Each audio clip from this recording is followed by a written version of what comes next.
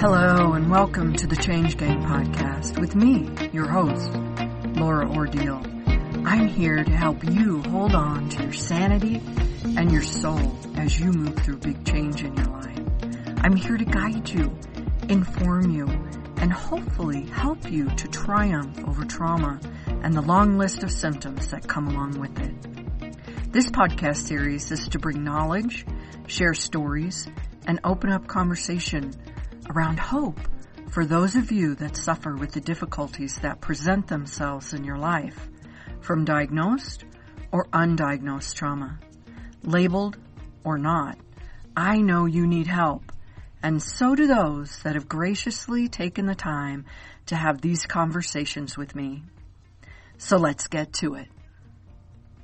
Welcome to the Week Change Gang, back into our trauma PTSD series, and I have Heron back with me. We're going to chat some more. Thanks for coming back and hanging out with me, Derek. I truly appreciate it because I love having conversation with you. Thank you. Good to be here. It is. And you've had an on-again, off-again relationship throughout your life with hypnosis and working with it. And you're on that on-again thing situation. And I'm really grateful. And it's been so fun to get to know you and some of the ways that you bring about clearing trauma, PTSD, all of the different things for people. And we talked a lot about, in the last session when we had another conversation, we talked a lot about some of the emotional journey and some of that happens for people. I wanted to dive in a little bit today, and if you have a few things to share about the emotional or the physical changes that happen for people, because we're dealing with emotional, absolutely, but a lot of times the emotional is what drives the physicals. It's what produces the anxiety, the IBS, the fibromyalgia, those type of situations. When somebody comes to you and they say, I have fibromyalgia, is there any way you can help me? And you start to have a discussion with them. How do you explain that to them, that you're going to help them through the mind, help fix their body? One of the things that really gets me is that very, very frequently hypnotherapy is the last resort for so many people. So they go to their doctor, the doctor maybe says, try this, try that, here's a prescription, nothing works. They maybe go to a chiropractor about something and try that, or they go and have a Reiki session and try that, and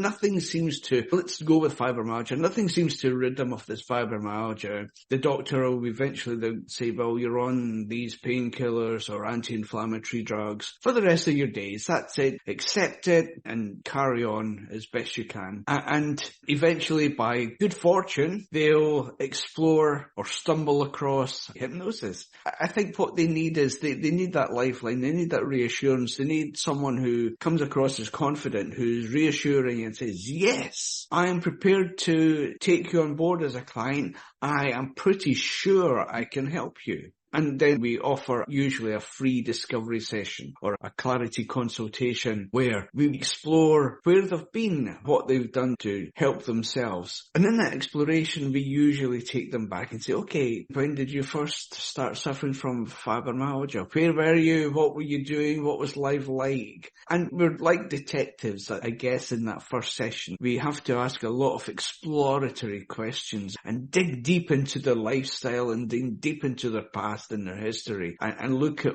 where they're coming from and what could possibly have been the event that kicked everything off. It's quite interesting because I've experienced so many times that maybe one or two sessions in, the client will throw you a curveball and say, oh, that reminds me. And they'll go back to something that's quite pivotal in their life and throw you off in a completely new direction, right? And because through this journey, they've certainly recalled something even more powerful or more traumatic or, that kind of throws you off. So when I first meet a client, it's all about discussion. It's all about really installing confidence in them that you can help. And I think that's really the first thing you need. And not only that, but you create that psychology, you create that expectation in them that, okay, this is the one that I've potentially found what I'm looking for. And if they engage, if they embrace that feeling, you're halfway there. We all know a lot of hypnosis is actually theatre. The induction and all of that is all theatre to make them feel like they're experiencing this phenomenon, right?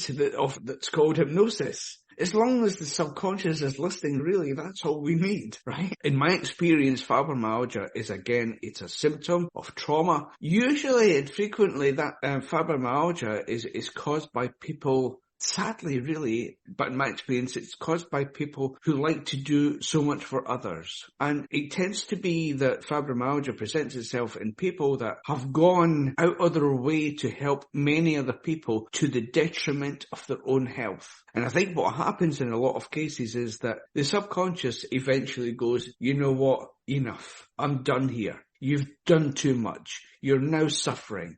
Your health is deteriorated. I'm going to make sure you don't do any more.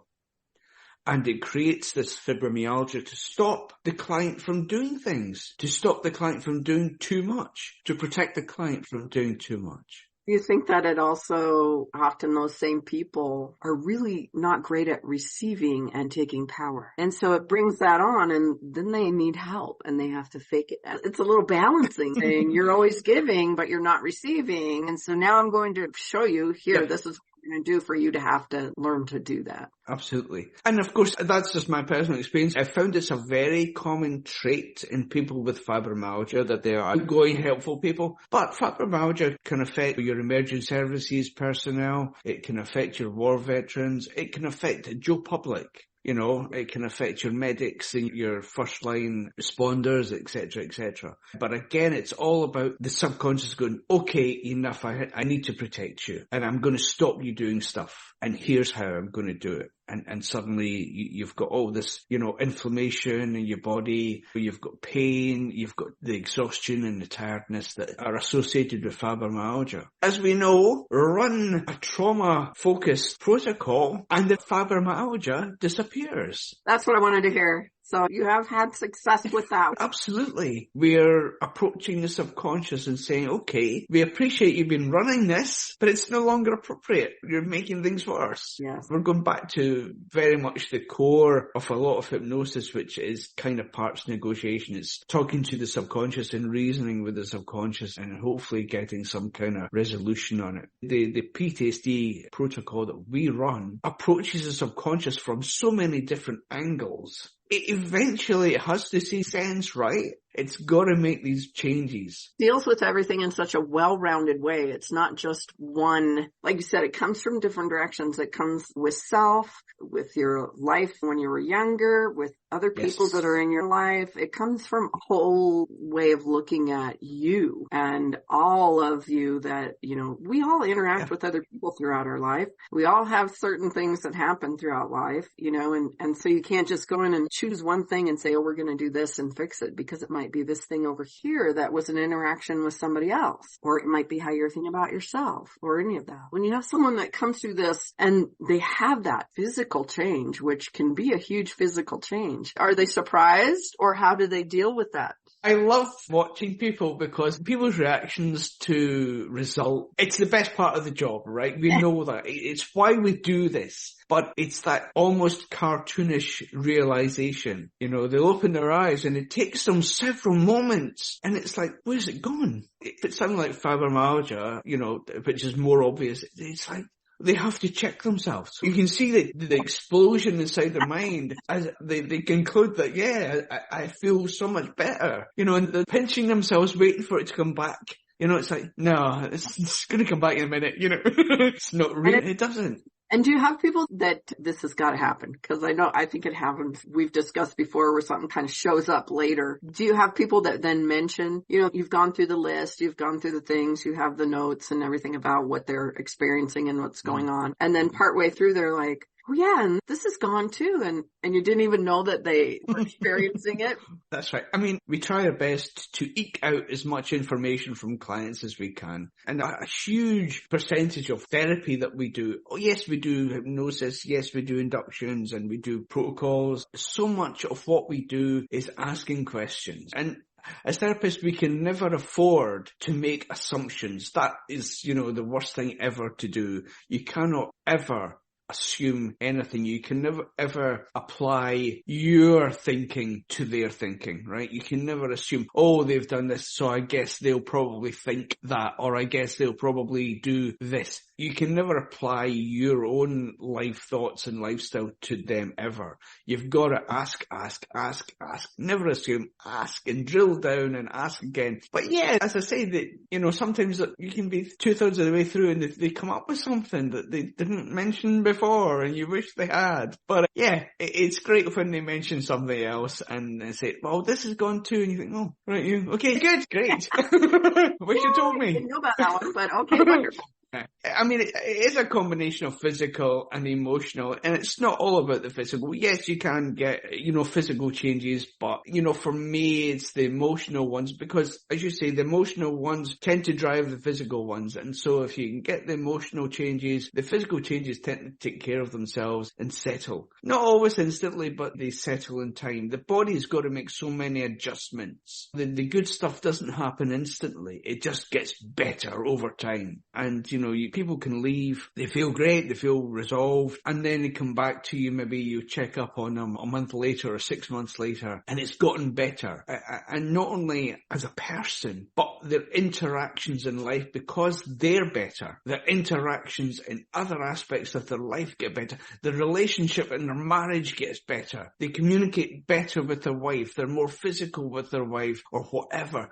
It gets better. They're better at work. They can cope with the stress more at work. People see the changes. People become more approachable again. People interact with them again. They can have good relationships with their kids again, instead of spending years being angry and pushing their kids away and having a lot of friction between them and their kids. Suddenly they feel better. They can watch their kids again. The kids see the changed person. They're not going to explode in anger at the slightest little thing anymore. No one has to walk on eggshells anymore around them. And the impact of their change ripples throughout the rest of their lives and various interactions in their life. And that's just phenomenal. PTSD gets tagged on to, or became quite popular, with military and police and that type of work. Have you worked with a fair amount of military and police? I haven't worked with any military. In Scotland, it's not such a big thing, to be honest, but I certainly have worked with a police officer recently, say a couple of months back, and he had so much stress and anxiety, and I get that's part of the job, and so many aspects of the stress. It was the work conditions, the abuse that they get when they're out on the job. I mean, here in the UK, there's such a shift in people's attitudes towards emergency services, but very much with the police. A lot of people in the UK have very little respect for the police now. Before, I mean, in my generation, you saw a police officer, you called them sir, and were on your best behaviour when you interacted with the police officer, right? But now, people are so offhand with the police, they'll backchat, they'll happily fight. And so it's no longer that job of respect. And I know one young client I was talking to recently who wanted to either join the police force or join the army. And he said, well, I went away from the police because they just don't have any respect now. People dislike them. People actively go against the police. And, he said, I think I'm going to join the army. But I digress. It's a double standard, isn't it? Really, yeah.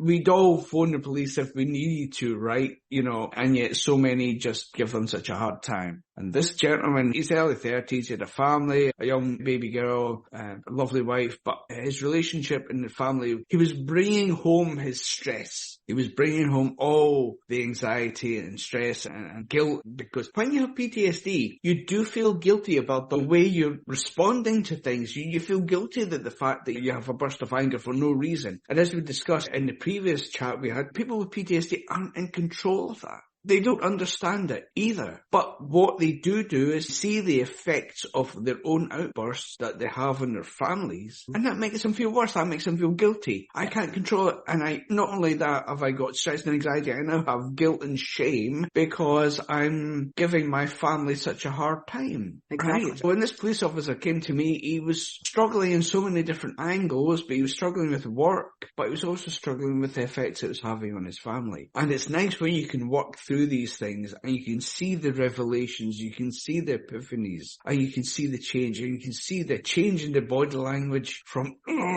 tight on shoulders, and gradually these sessions as they go on everything loosens up and relaxes. Yeah.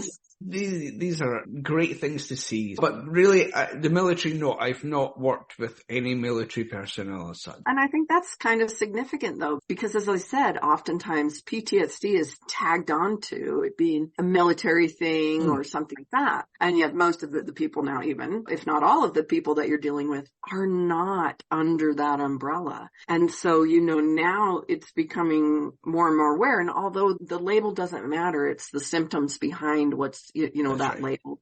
Whether it's PTSD, trauma, ADHD, I can think of, clinical depression, all the things that someone can be diagnosed with. Doesn't matter. It's what's going on behind those little letters or that little diagnosis that right. you and I want to deal with. It's like, okay. And even if they come to us without any diagnosis and say, I don't feel right and this is happening in my life and all of that, that's where the magic of this comes in, the joy of this comes in. And you're working with everyday people through the fibromyalgia, through the anxiety. It affects the intimacy in a relationship and can affect that physically, for women and men. And whether you can be intimate with your partner, it can really affect that. And being able to help people with all of those different things, whether they're diagnosed or not, I think is a super cool thing. So knowing that you're working with all those different people, even though it's not quote unquote, military or anything like that. I happen to be your family. So I know kind of on the military side of what's going on. So how do the people that find you, how do they come to you? How do they find you? Is it word of mouth? Do you work with particular groups to help them? It always fascinates me how I find people. I'm the world's worst marketer, first of all, right? I'm terrible at marketing myself. And so it always amazes me when I get any clients, to be absolutely honest, because I really don't have proper structure in place for pulling in clients. I am the world's worst. I absolutely admit this. So how am I getting clients? I wish I knew. First of all, yes, there is word of mouth. There's most definitely word of mouth. I think that's an incredibly powerful way to get business, because when a real person shares their story with a friend or colleague, a work colleague, or with family, and they say, I went to see Derek, he was amazing, he did this, and they know that person, and they've seen the change in that person, and they go, wow, this isn't lies, this isn't just some hype that they're looking at on the internet. I know this person. I see the change in this person. You can't get a better testimony than that, right? It's the most powerful way you can market yourself is by word of mouth. I would say I do actually get a fair amount, because people come to me randomly and I'm like, I'm sorry, how do you know about me? Oh, work colleague said this and she saw you with her friend and etc. There's always a big chain, The other thing I do is I'm quite old school. I actually still have business cards. Seems to be a thing of the past these days. I love technology and embrace technology. I mean, almost all of my sessions are through Zoom. Almost all. Not quite. And so, I embrace technology, but I still have cards because I guess this is part of the kind of therapist in me. I'll talk to people in the supermarket queue at the checkout, and you'd be amazed. I had carpets fitted about 4 weeks ago, and I got chatting to the guy that was fitting my carpets, and he left with a card. He was interested. He saw the certificates on the wall. I've got like all these frames up on the wall, and he went, what do you do? And I was like, well, I'm a therapist. Oh, could you help with this? I went, have a card. So, I still give out cards. I still carry business cards. Facebook, I do on my website, cognitivecure.co.uk. I do a weekly blog. So I blog on some kind of aspect of hypnosis and hypnotherapy. A lot of inspiration comes from clients. Thank goodness for that. It's so difficult to think of something fresh and new to write about on a blog every single week. So I get a lot of inspiration from clients, and I talk to other hypnotherapists. We all have our circles of friends who are hypnotherapists. We all share stories. We all share advice. We all, come together and help one another with these things. And so there's always something. There's always something I can write about. And what I do is I post my blog on my website, but I copy it, and I've got a Cognitive Cure Facebook page. So I'll copy that blog onto my Facebook page. I'll copy my blog onto my Instagram account. I'll copy my blog onto my LinkedIn account. I'll copy my blog onto my Google My Business account. And so, people find me through these things, usually every second blog. So we're talking every 2 weeks. I will promote a post on Facebook. Oh, there you go. So I will boost a post on Facebook that pulls in business as well. And occasionally I'll post on groups. So if there's a PTSD group online on the internet, pop a comment in there and say, hey, I understand where you're coming from. You know, as a hypnotherapist, I can help with that, blah, blah, blah, blah, blah, and stuff like that.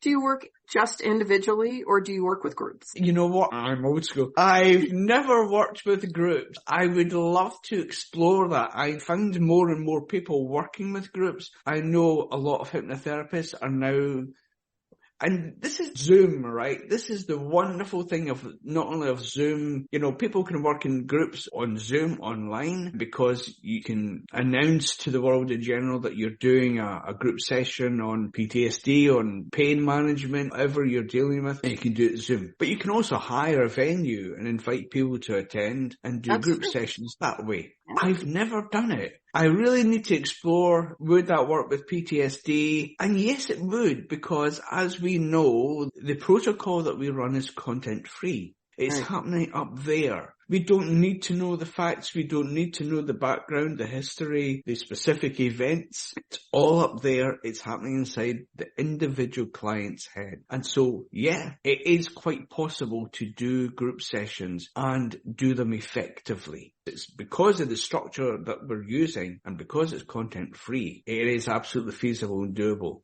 I've not done it. If you're working good with the people that you're working with, I was just curious what you were doing, and everyone's doing it a little bit different. And some people just do, you know, one-to-one, and some people do mix, and some people only do groups. I do one-on-one because I'm terrible for the pre-talk. I will chat. I find out about my clients. I ask them how they're doing, what they've been up to, you know, and next week I'll catch up on the latest, you know. It's all rapport. It's all good. I love to get to know my clients. I'm a people person, and I instinctively want to know about them. And sometimes that general conversation can bring up things that are little nuggets of gold. I'm going to pocket that. I'm going to use that, right? That's important. You've no idea what you just told me. That's important. I'll keep that in my pocket. I do that all the time too, when they'll say something or they know that they're wanting to move in a direction or moving away from something. I like that too. I think that, and a lot of times people who are having some of those deep, difficult things need that little extra support and communication just to feel connected and feel supported and feel like they're in that little healing cocoon, you know. And I know a lot of people are having success with groups too, and that's great. I love to see that. I'm curious. I'm wondering how many of the group people come back and do individual work. I'm going to have to reach out to some of the people doing it. Yes,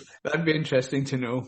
Is there anything you'd like to share with anyone about the trauma and PTSD and doing the work that you do that you feel is important for them to know? I think the most important thing for them to know is that this process does work. As I said, possibly right at the beginning here, it pains me that people come to me as a last resort. What is it? Come on, guys. Hypnotherapy is making leaps and bounds in the medical community. It's gaining so much traction. It's gaining so much respect. You have to come and explore hypnotherapy, not as a last option, but as a first option. Don't waste your time. Come to us. You know, really, really. We care, we have experience, we absolutely know what we're doing. And if you have, and I give this opportunity to all my clients, any questions about hypnosis, hypnotherapy, what it is, what it feels like, what you can expect, just book a free discovery session. If you're sitting on the fence and the thing that's stopping you is you don't know, you're frightened of, oh, they'll take over my mind and control me and I'll be a puppet and all these myths and misconceptions, just book a discovery session. Ask what you like. We're going to be open and honest. We live this daily. You know, we will tell you exactly what to expect, what's going to happen. You know, I love to do little experiments with them. You know these things, clasping your hands and magnetic fingers. Let them have some fun experience with their imagination. Because really, that's all we're exploiting is their ability to imagine, ability to lose themselves in visual imagery and creativity, you know, and just allow their minds to wander while we do the real work with the subconscious. It's really not scary. And so just come and ask us. That's all. There you go. You address so many of the things that, no, we're not going to control your minds. It's a collaboration.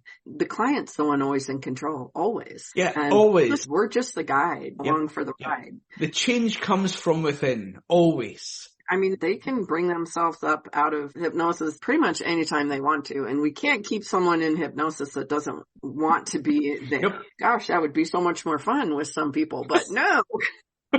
I know. Just kidding, kind of. But anyway, so let everyone know where they can find you. Of course, I'll have all that in the show notes for anyone that would like to reach out to Derek, who's such a fun guy to talk to. So if you do want someone that's going to have that fun conversation with you to work with, he's the guy. But where can they find you, Derek? So they can find me in 2 different places. So my general practice is Cognitive Cure, all one word, cognitivecure.co.uk, and that's for pretty much everything and anything. But I do have another site called surviveptsd.com, which I deal specifically with clients with PTSD. That's where I do my trauma work. That's wonderful. Thank you so much for being here with me. I appreciate it. Thank you for having me. Absolutely. Well, maybe we'll come back and do a myth busting session at some point and go through all That would be great fun. That would be a great episode. We might have to do that. Off into the week change, gang. I hope you have a great one, and I'll meet you right here, same time next week. I hope today's episode was interesting and helpful to you in some way. If so, find someone to share it with. Maybe it will help them too. If you'd like to know more about anything discussed here today, you can find all the places to connect with me and the guest speakers in the show notes. Or go to lauraordile.com, LauraOrdile.com, and you can reach out to me there. Until next time, ask when you need help, be kind to yourself, and have a happy day.